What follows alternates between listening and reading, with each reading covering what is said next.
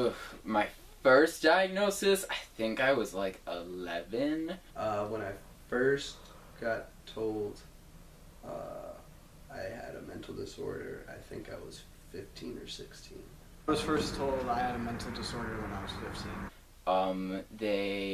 I was having a lot of trouble in school, and I really hated going to school, and they noticed that, so they had me tested.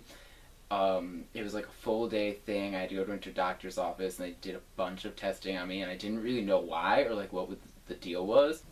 Just weird to just, it just kind of felt weird, I guess. Just mostly weird. When I first got diagnosed, I didn't really think too much about it because I was only diagnosed with ADHD and minor depression, but now that's changed, so. I was 17, and I was in for 5 days. I was first admitted to a mental hospital like in November when I was 17. I was 15 when I first stayed in a mental hospital.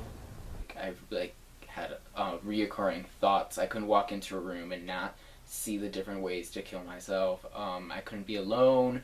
I couldn't be in the dark. I had to have all the lights in the house on. I couldn't function. I couldn't do anything. So the only thing they could do was admit me. And they had taken me off all of the medication that had helped me in the past. So that was a big problem, and I was talking to my mom about getting back on the medication, and immediately she threatened to bring me back to a different hospital. So naturally I didn't want to. I ran out of the car, got the police called on me, went back to a hospital that day, stayed there for a month, over Christmas and New Year's, then went back like 2 or 3 months later for like a long ass time, for like 4 months. I went to 3 mental hospitals in 1 rehab. I would definitely say that hospitalization is just a Band-Aid. It's just to make sure you're not gonna kill yourself, to be very blunt. That's all it is. The stays were terrible. Always. Awful. Shit. Bottom line. You're doing things with the younger kids that you're like intellectually, socially, emotionally more mature than them, so it's kind of like very tedious, and you don't want to do it, but you have to do it if you want to be let out of the hospital, so it's like this tug and pull. Honestly, They probably shouldn't be locked. It doesn't really make any sense to take people away from the world. Like, in cases that are like significant suicide risks, I see why you want to keep them locked up and make sure that they can't kill themselves. But at the same time, it's also not going to help a suicidal person to be locked only to themselves at 10 o'clock every single night, and to not be able to contact their friends, and to not be able to do all this other stuff. And especially in a situation that I was in too, where like I could only have 1 call per day, like 1 phone call per day. Like I was losing my sanity because I could literally only call 1 person every day, where it had to be like I could call my mom, I could call my girlfriend, or I could call my friends like once a day for like 10-15 minutes, and then they would make me get off the phone. So it was, it was kind of like you don't have any touch with anything outside of the hospital, and it's not a realistic scenario that, like, when you get put back into the world, that I don't feel like it helps whatsoever. They need to like have more therapy in them, because all they do is rec therapies. And the rec therapies is just activities with the group. I mean, like, it's helping your social piece, but like it's not helping you as a person to get better. Despise not being able to go outside. I'm a very natural, holistic person. I believe in that as a form of healing, and it was almost impossible to do in the hospital just because you're scheduled down to the minute. even with things that seem completely ludicrous and they're not going to help you, like playing Wii, like, instead of doing that, would have much preferred to walk outside or,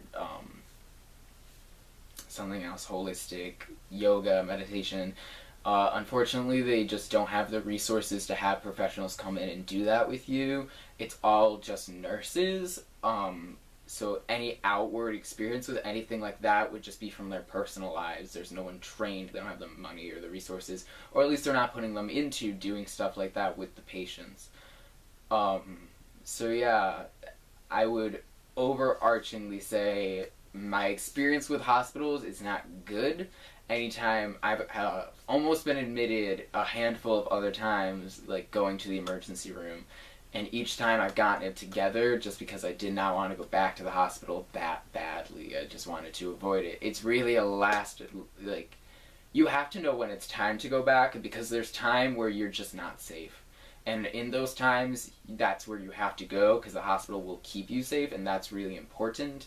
But other than that, it's totally a last resort. It's just, it's nothing like people make it out to be on TV or in movies. There was a whole TV show about kids who lived in hospitals that just glorified it, and that you're best friends with the nurses, and everyone decorates their room, and it's la-di-da, very homey. It's not like that at all. The transition back in the real world was like really difficult because after my first mental hospital, it didn't really help. I definitely think it was actually hard being thrown back in, because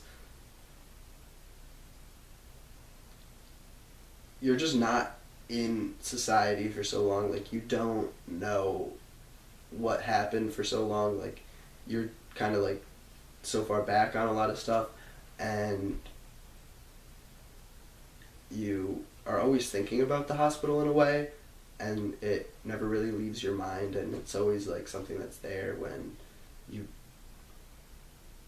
don't necessarily want it to be. Like part of your mind is always in the hospital, like when you're out, especially like right when you get out. People didn't know what happened to me. I just fell off the grid.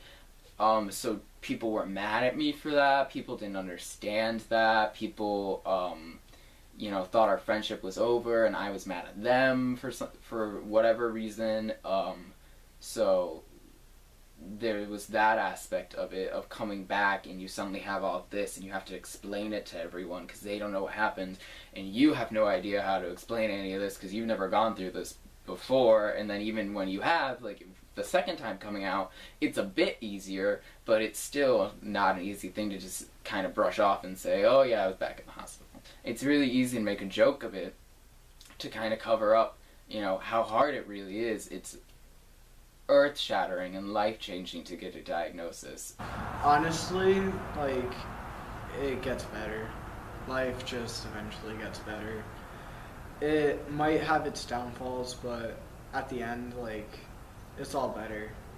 Like, if you have to go to a mental hospital, I would recommend it because it really helped. Especially a longer stay. Those help. They feel like hell because you're not really doing anything, you're not talking to friends, but if you need it for yourself, you need to work on yourself before you work on others.